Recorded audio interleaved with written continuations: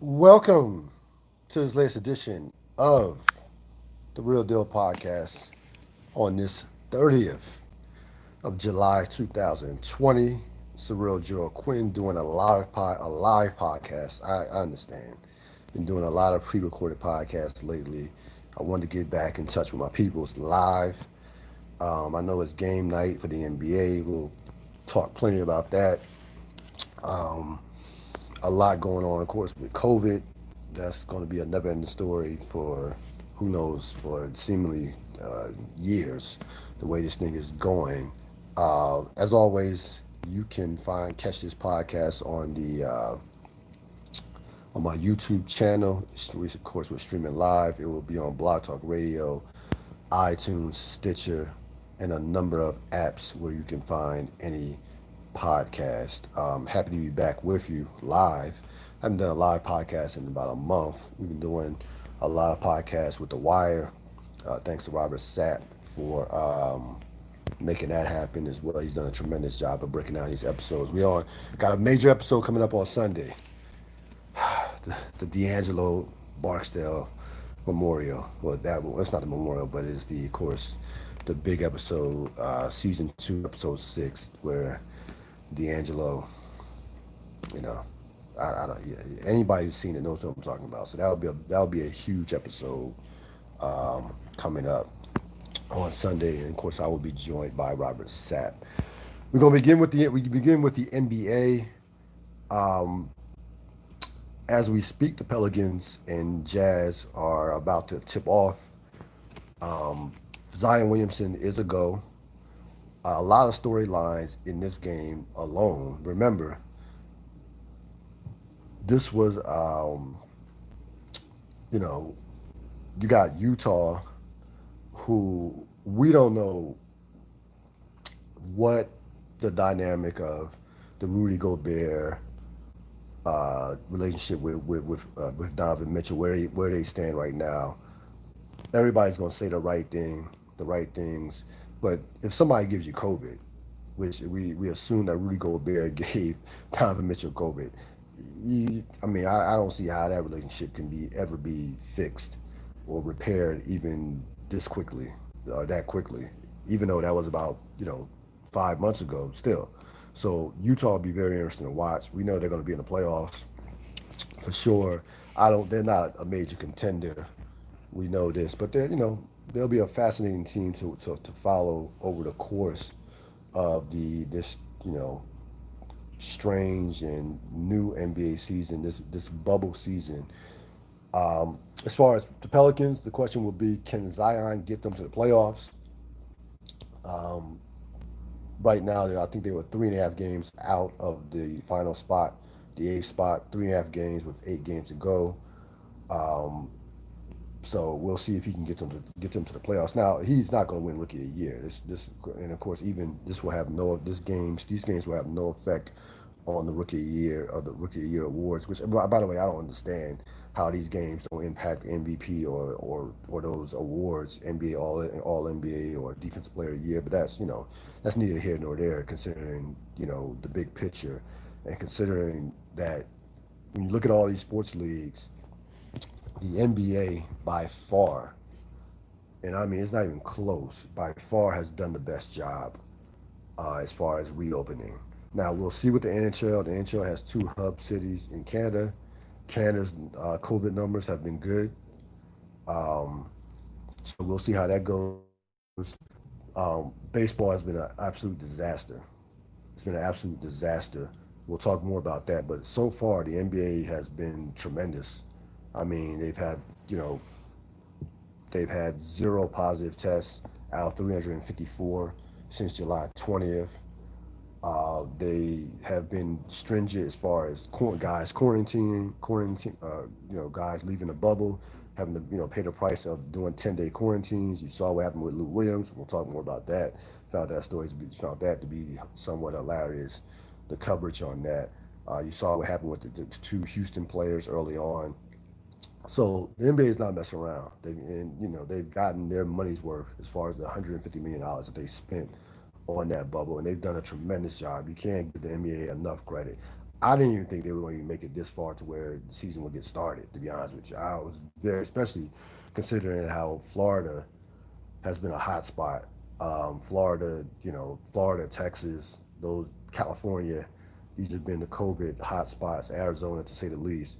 I didn't think the NBA was going to get this far when to be honest with you. So we'll see if they can finish the season. That's a big question. Can these sports leagues finish the season? But if I had my money on any of the sports leagues finishing the season, my money by far would be on the NBA. They are clearly the best run out of the four major sports, and it's not even close, to be honest with you. Adam Silver's done a tremendous job, and hopefully they can get the season, they can finish their season, and a lot of people believe that it will be the major challenge won't be finishing the season, that the major challenge will be getting next season started.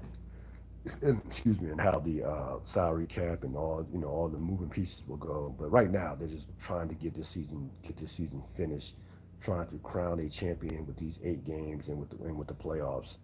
Um, as far as baseball goes right now, of course, Philadelphia Toronto series has been postponed. Philadelphia had 2 positive COVID tests. It's been a disaster for baseball all around. Philadelphia, um, with what happened with the Marlins, um, they had 19 positive tests, 17 through players. The Marlins haven't played all week, will not play until at minimum Monday. Philadelphia was scheduled to play tomorrow, but of course that series against Toronto will be wiped out. So they're going to be done until next week. The Nationals, because the Nationals were scheduled to play the Marlins this weekend, they're going to be off for the weekend. They're going to be off for the weekend. Um, Listen, I think that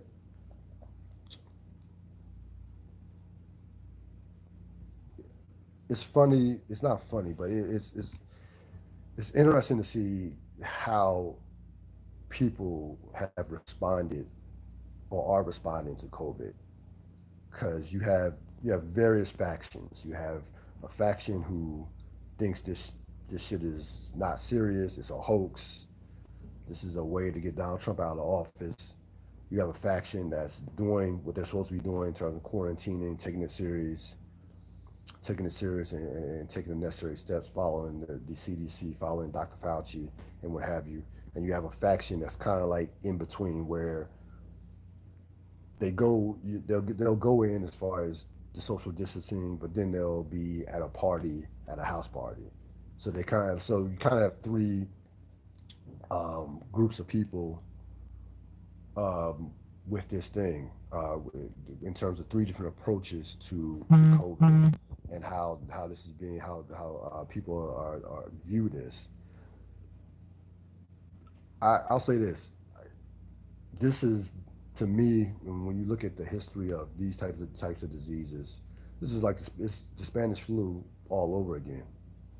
Um, 150,000 people dead, um, 4.5 million cases, and you have a country that is not disciplined enough to slow this down. America, you look at how this has been handled all over the world in comparison to America, Japan, China, places like that. I mean, there's a reason why the U.S. has been banned from just about every place in around the world in terms of travel. Like no one trusts the USA, and I don't blame them, considering how we've handled this. We know what's what in terms of the leadership up top, in terms of being more concerned about being getting reelected, and more concerned about the economy than about saving lives. We understand that part, but I'm just shocked about how many people don't are not taking this shit seriously. It baffles my mind. And we'll get more into some players coming out and speaking about corona conspiracy theories, which is just dumb as I mean, just ridiculous and stupid. Some of these theories and some of the things that are being said about this. But I would encourage anybody, take this shit serious. This is not it is no joke. It's nothing to play with. Um, do what the doctor. Just follow the doctors. I mean, don't follow all the doctors. I follow the ones who are not associated with Donald Trump. That's what I would say. Anybody that's against Trump as far as dealing with this, I would be for, because this administration does not give two shits about your livelihood. They don't. This is all there is to it. Um, you had the NFL. Six Patriots have opted out. Dante Hightower, Marcus Cannon, Patrick Chung, Dante Hightower. If there is an NFL season, which I don't believe there will be, those are big time losses. You have 25 Damian Williams, the Kansas City running back who easily could have been MVP of the Super Bowl, had a great Super Bowl against San Francisco. He opts out. So last time I checked, there was 25 NFL players that are just saying, fuck this. This is not, we are choosing our health, and rightfully so. I think they believe they're going to get like a $350,000 of stipend for players who are opting out. Okay, but again, you're going to, I cannot blame anyone, any athlete, for opting out and for saying can't do it. Won't risk my life, my health. Won't risk my family's health in terms of opting out and just waiting until 2021 to come back. We mentioned about the Marlins and about the disaster that happened down in Florida, and apparently this this was sparked by guys that were going out in Atlanta partying. So that it was an article about that. You had guys just being completely irresponsible, and then and this is typical non NBA. You have a situation where the players from the Marlins knew guys had tested positive, but still chose to play the game. They knew guys had tested positive. They had two positive tests within that clubhouse, but the players still chose to play the game. Which to me, why ask why? And they have not played the game since. And who knows when the Marlins will next will play another game. So I don't know baseball has precautions. They took some precautions. They're not like the NFL in terms of just completely just seemingly just don't give a shit. Like the NFL just pretends like this thing doesn't exist. The NFL has had more time to prepare for this than anybody. They've had more time to prepare for it. There should be, if the NBA can pull off a bubble, there's no reason why the NFL, with the amount of resources and money they have, can't pull off multiple bubbles around the country to kind of like protect their players and what have you. Now, canceling preseason, okay, that's nice, but you're still talking about the season opening September 10th with or September 7th with the not Patriots, but with Kansas City, opening the defense of the Super Bowl championship. So football is going to learn the hard way. I do not believe that there will be a college football season. I know some of you SEC fans are going to be like, "What the fuck are you talking about?" But I just cannot foresee there being, by the time they get to college football, I can't foresee there being a college football season. I just can't do it. They might try to play in the beginning, but I don't see them finished. No season, no football will be finished. No football is going to get finished. I don't even think hockey is going to get finished. Again, the NBA might, because they've completely just seemingly mastered, that the bubble, and the NBA might complete a season, but I can't see any other contact sport, football, hockey, baseball, or the NFL finishing their respective seasons. I just don't. I have to see it to believe it. Lou Williams goes to Atlanta. Was going for a funeral, of course, and decided to have a pit stop to Magic City to get some wings. Apparently, these are wings that just are irresistible. These are wings that what lemon pepper are some good ass wings. I've had lemon pepper from a variety of places. They are the bomb wings without question. So I mean, but but if you're Lou Williams, you obviously it's obviously kind of irresponsible to be in a crowded place with a lot of people, even if you're masked up. And he got the 10. He went back, got the 10-day quarantine. That that to me, how the NBA handled it, that's not the big story to me. The big story is the reaction or overreaction in terms of this is going to keep the Clippers from possibly winning a championship, or this is going to disrupt his trust within that locker room. No, like listen, guys, these guys understand. I mean, these guys understand what they need to do in order to win a championship. These guys, especially if you're for the Clippers, they have as much freedom as a team that you can possibly can have.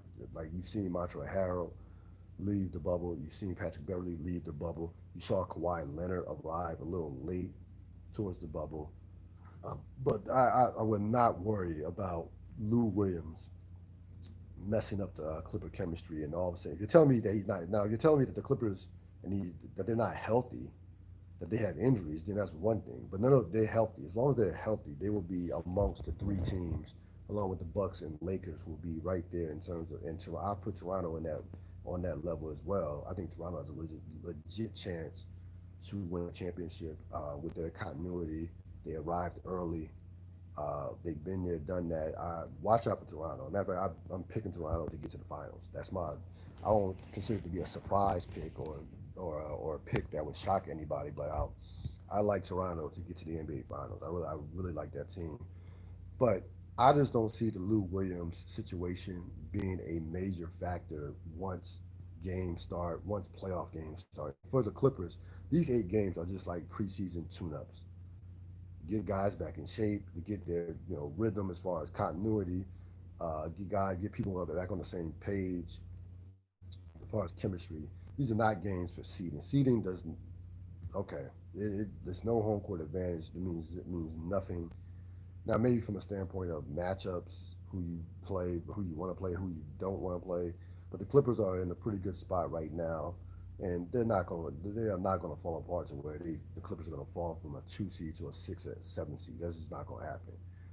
So I still favor the Clippers to get to the NBA Finals. I'm not making anything in regards to this Lou Williams situation or regards to Kawhi Leonard shooting like 27, 26% in the preseason.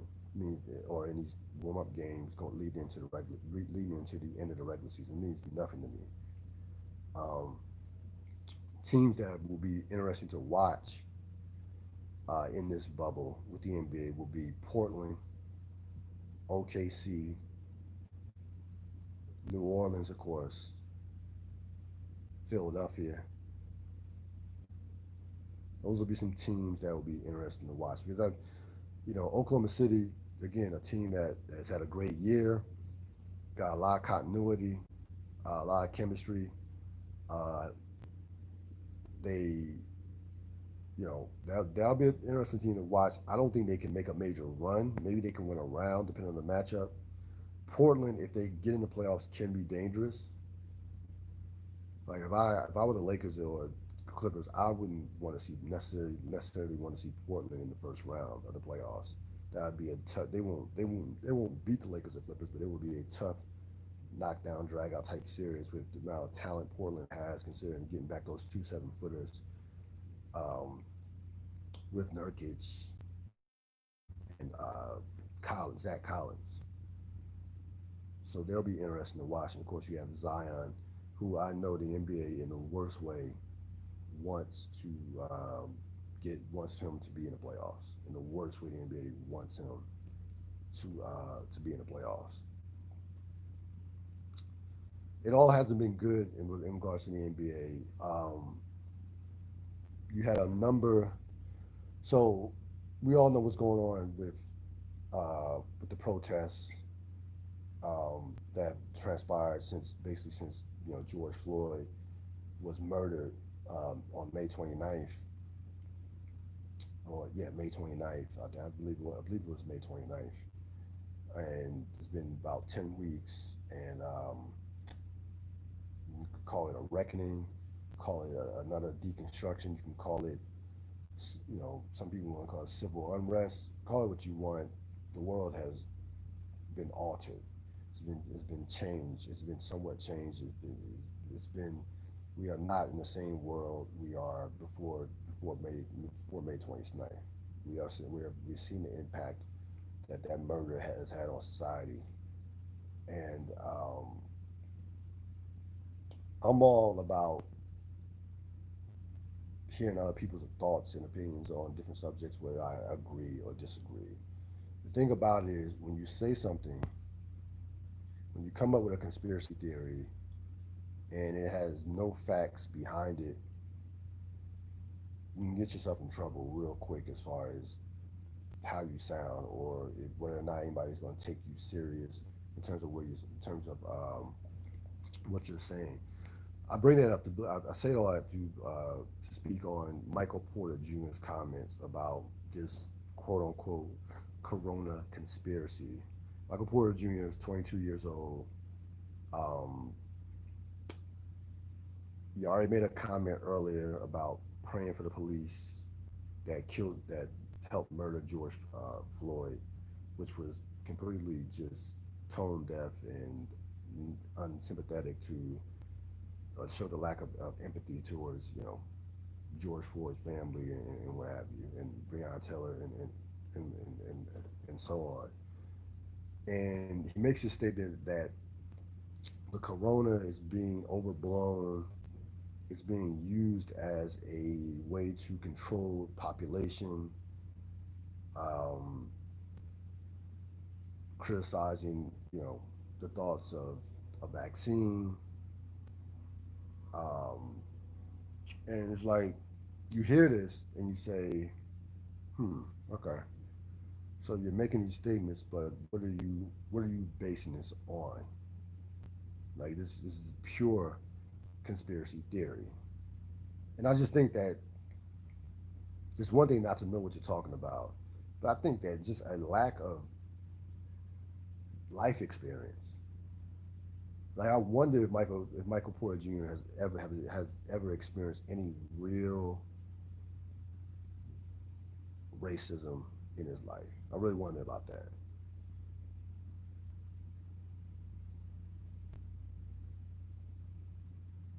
Because I bring up racism from the standpoint of Corona, because they're all intertwined.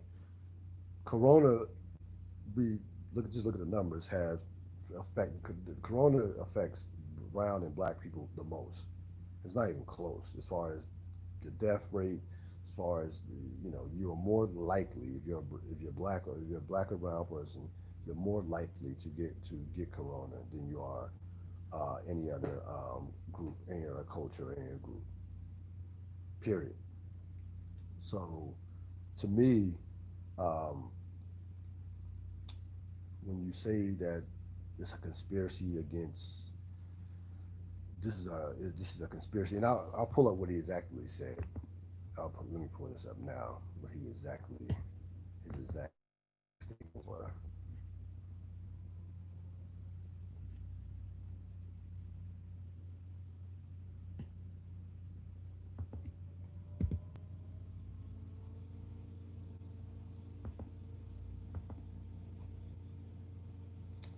My internet was working, or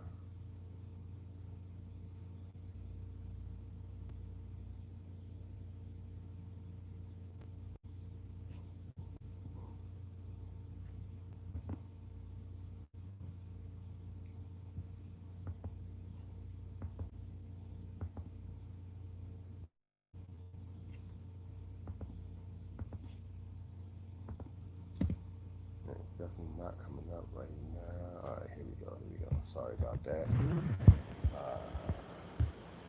Yeah, so here's a population control theory by Michael Porter Jr.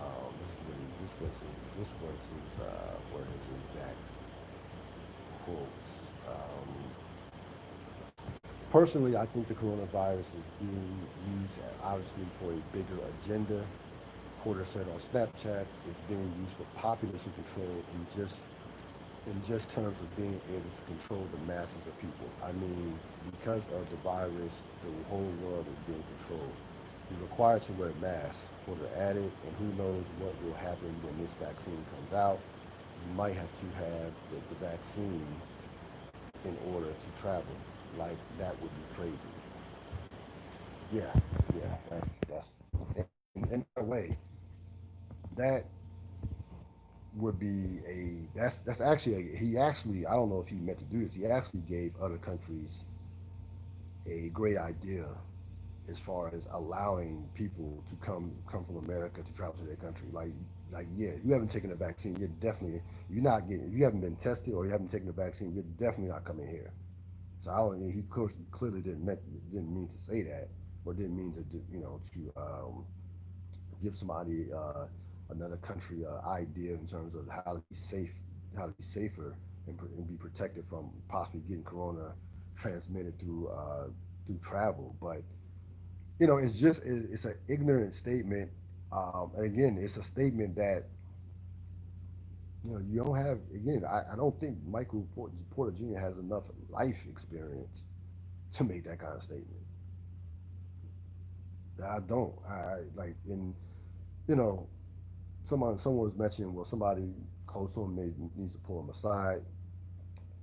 I, in terms of maybe our family, I don't know. His family might think that way. To be honest with you, I mean, I know the Denver organization. Somebody pulled him aside in terms of the Denver Nuggets organization. I think had a conversation with him. I don't know how effective that will go. And again, Michael Porter Jr. It's been no it's not any secret that he has not came out and spoken against police brutality or things that are going on. So you can kind of guess which side of the fence that he's on in regards to Black Lives Matter and things of that nature, which is completely his right. It's absolutely completely his right to, he doesn't want to speak out, doesn't have to speak out. But again, when you make comments like that, first of all, is completely dismissive of 150,000 people dying. Like, so you're saying that the media or is overblowing the fact that people are dying every day. Again, I don't think this is a lack of intelligence. I think this is just a lack of life experience. So I said a lot of dumb things at the age of 22. But again, when you mention a conspiracy theory, you better have some type of facts, a couple of facts to back those theories, or you're just gonna sound, or no one's gonna take you serious. No one's gonna take you serious unless they just, you got unless they have an agenda or just have a narrow way of thinking. Anybody anybody rational is not going to be like what are you talking about? What are you saying? What are you basing those statements off? What are you basing your theories off? Based off what? Or when you come up with that kind of conspiracy theory. So hopefully somebody gets to him, somebody educates him on what he's saying. Somebody, he needs to be educated on what's going on. And again, it's not. We live in a culture, cancel culture. Let's instead of canceling people, let's educate them. Let's counsel them. Let's educate them. Um, what else is going on? A lot going on in. So get into a little pop culture bit, and we'll get back to certainly get back to some things going on in the world of sports. But Snoop Dogg was on the Breakfast Club. Yes, I think it was yesterday or the day before. I want to say what's day? Today is Wednesday, Thursday. So I think Tuesday. I think he was on the Breakfast Club Tuesday or Wednesday, and he mentioned that was talking about Eminem, and he mentioned that Eminem was not in his top 10 all time MCs. And his rationale for Eminem not being in the top 10 all time MCs was the fact that People completely dismiss the KRS Ones of the world, the LL Cool J's, Ice Cubes. Those are some of the guys. Big Daddy Kane. Who else did you mention? Rakim.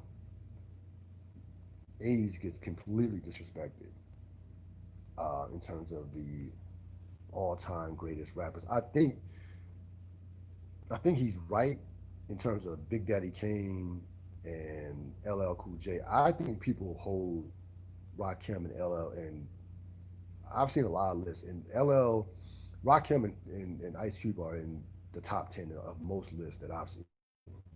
Like Rakim, I've seen Rakim even be number one on a lot of lists, to be honest with you. But in terms of Big Daddy Kane and LL Cool J, he's without those guys certainly don't get the kind of respect that they deserve, and KRS-One as well. He's absolutely right about that. So I agree with, initially I agree with the premise that Eminem is not a top 10 rapper. He's not in my top 10. But then, I was in this hip hop rabbit hole, just looking up information, going through some lists of all time great rappers and going through some of the numbers. And you look at Eminem's career. Eminem has won 15 Grammys. He's had 10 number one albums, had five number one singles. He sold 220 million albums worldwide. Um, Outside of Jay Z, he's probably the most accomplished rapper ever outside of Jay Z, as far as accolades and numbers and album sales and hits and things of that nature.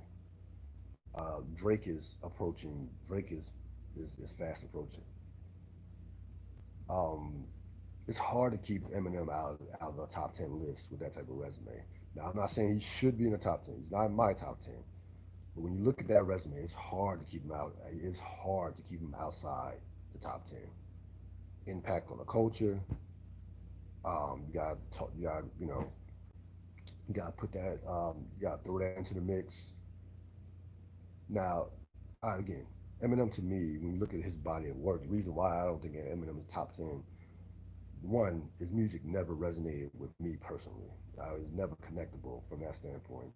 Two, he only had one I consider solid classic album. That was Marshall Mathers, his third album. Remember, his first album before the Slim Shady, he came out of the album '96 that was garbage. People kind of forget about the album and just want to dismiss it as if it was never recorded. It happened in '96. Then he came out with the Slim Shady LP in '98. Then yeah, '97 and '98, which put him on the map. Won tons of Grammys, and even that album was not a classic album. It had a couple hits, Guilty Conscience, the other song where he was, you know, was the comedy song. I forgot the name of it, but it was not a classic by any stretch of imagination. It was not a classic. Marshall Mathers was a classic. After that, there's been slim pickings. I mean, there's been the pickings have been slim to a point where I don't even listen to Eminem. I cannot remember the last time I listened to Eminem's music. Maybe 2 or 3 years ago, maybe longer than that. I don't listen to Eminem at all.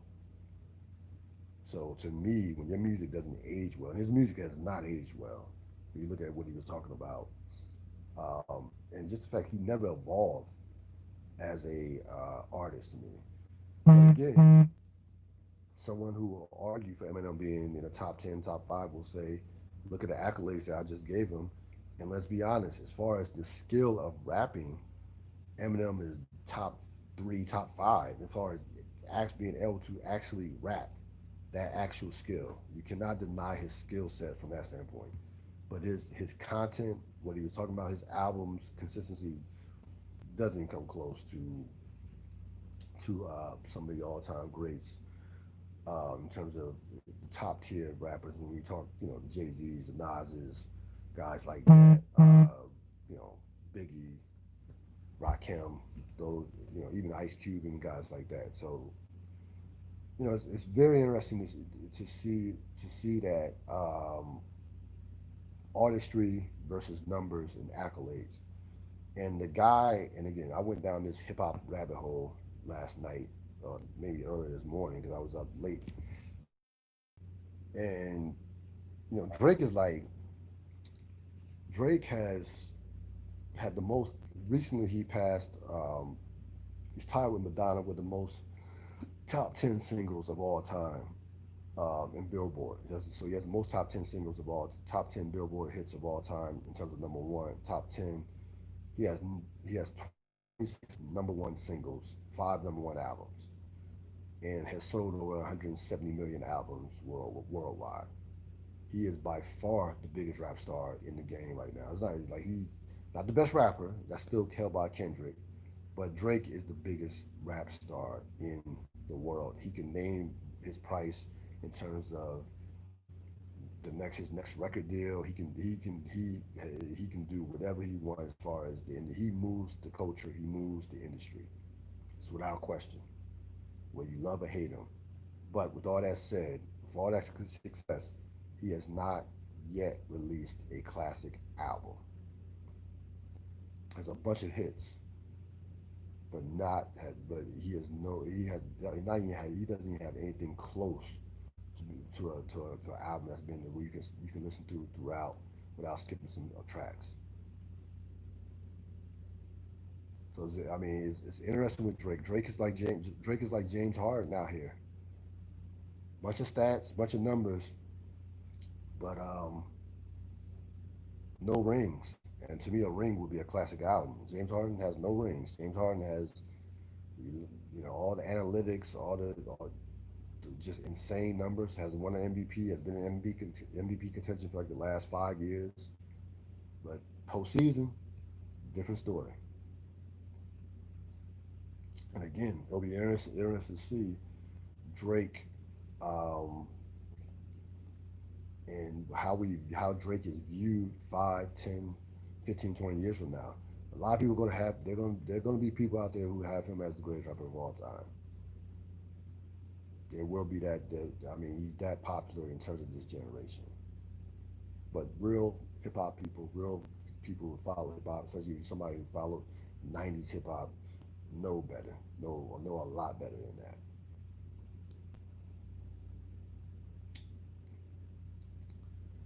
A couple things before I let you go here. Yeah, Meg Thee Stallion and Tory Lanez. We all know the story, what transpired, um, but we don't know what exactly. We speculation and bits and pieces. But Meg Thee Stallion, of course, was shot in both her feet. She's come out a couple times, Instagram and through another, has had some, has come out and spoken about the situation without using Tory Lanez's name, by the way. But first thing, I don't think Meg owes anybody a explanation, and this is a situation where, unfortunately, she's part of that. She's a millennial. She's part of the internet, Instagram, social media generation, where you have to feel like you have to bare your soul to the whole world, as if she went away for a month, that her fans would just leave her and not come back, which is not the case. Um, was getting a lot of internet trolling, a lot of jokes over the internet, but it's the internet. But the thing that about this situation that I'm going to pay close attention to is whether or not Megan Thee Stallion presses charges on Tory Lanez. And we're going to talk about protecting black women. We're going to talk about how serious that is. We're going to talk about there are a number of black women who don't feel like they're protected. Uh, we saw what happened in terms of Breonna Taylor, and that story not being, you have, I mean, the steam on it has picked up, but initially people really were not talking about Breonna Taylor as in comparison to George Floyd. You saw what happened with Russell Simmons and his old ordeal with the women that he allegedly sexually assaulted, and how they've come out. And Meg Thee Stallion has a big time opportunity to strike to really advocate for the health and safety of women against abuse if she goes out there and presses charges against Tory Lanez. Now, I don't know if she'll do it because she came out with a video last Saturday, um, she got into a fight with her old boyfriend back in, let's say, 2015, somewhere around there. Before she was, of course, anybody knew about it. I think she might have even sooner than that. It might have been 2014, whatever. Boyfriend, you know, she was beating on her boyfriend. They got into he found she found out her boyfriend got cheated on her, got a girl pregnant, and she physically assaulted him, and she actually was arrested. Um, she actually got arrested. So I just wonder if, and she said she ended up going back to him, but they later would break up. So, which had people thinking about whether or not she put hands on Tory Lanez, which she completely denies. That she says he didn't touch anybody. But I just wonder if she's just has the mentality of, I'm just going to stay away from him. I'm not going to snitch, which by the way would not be snitching. If she goes out there and presses charges against Tory Lanez, it's not snitching. Somebody shoots you in your foot, in both your feet. That's no. You can tell the police, and I wouldn't give two shits, zero fucks about what society or social media thought about it. So I'm very interested to see how she deals with this case because it's on video. They have the video, and I'm surprised that it hasn't came out. Somebody like TMZ hasn't gotten a hold of it, but there is a video that shows what transpired that night in terms of the shooting and in terms of what happened in that truck. Maybe not inside the truck, but out. There is a video out. There's a video, and I'm not talking about the one where they show her, when she's limping and bleeding from from both her feet. Not that one where the cops, had Tory Lanez and her other girl, Kelsey Nicole, laid out, on the street. Not that video, but there's another video that's out. Again, she has press. She can really send a big time message for women all around the country, all around the world. She goes out there and presses charges against Tory Lanez, and hopefully she's not worrying about the pushback that she will certainly get because they'll be calling her a snitch on the internet. There'll be other women talking about who still won't believe that he actually shot her. So we'll see what transpires with that. That is going to wrap it up for this edition of the Real Deal Podcast. Again, this is a live stream. You can catch this podcast on YouTube. We'll have this up before the end of the night. I will be on Sunday with The Wire episode, season 2, episode 6, along with Robert Sapp. As always, be safe, stay cool. I'm out.